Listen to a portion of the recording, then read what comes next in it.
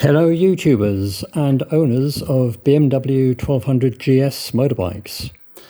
This is the first of a series of videos I'm doing looking at the replacement of the front timing case cover that goes over that lot.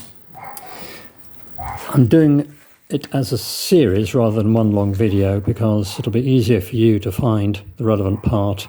And it's also easier for me. I don't do editing or any of that stuff. And this is largely unscripted, although I've got a few notes to refer to. I'll be looking at getting the cover off, the tools you'll be needing, and getting it back on, and refitting the front crankshaft oil seal, which goes there. And that needs to be fitted once the cover is back in place rather than fitted on the cover first. I'll explain why on that section of the video. Other videos will look at, replacing the cover, getting the pulley reinstalled, and all of that, doing the whole job. So there we go. Just to explain maybe a little bit about my involvement with BMWs. I started off with a BMW C1 back in 2003 for commuting, and that was a great bike, but again plagued with all sorts of issues. I rebuilt the engine twice. And it's the usual BMW thing of, a really great riding experience. I love riding this bike, and I quite enjoy working on it. The engineering to it is really very good. I've worked on the rear shaft here, working on the bevel box and the splines on the drive here, because that's not mentioned in the servicing, how important that is.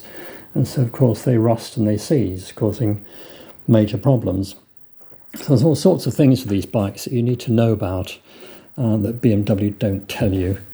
And but I do continue to enjoy it and enjoy riding it. If only it could be as reliable and easy and simple to work on as the Honda Vision.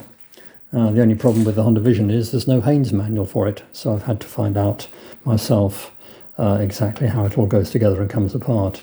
But I've never had any issues with this bike, and this is my adventure bike. This is the one that went to Slovenia.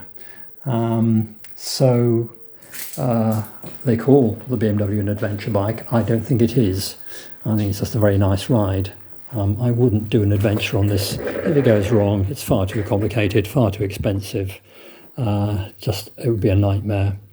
I'd much rather take a simple bike, either like the Vision, or if you really want shaft drive, have something more reliable, which is the Townmate here. Very good shaft drive, 80 cc's.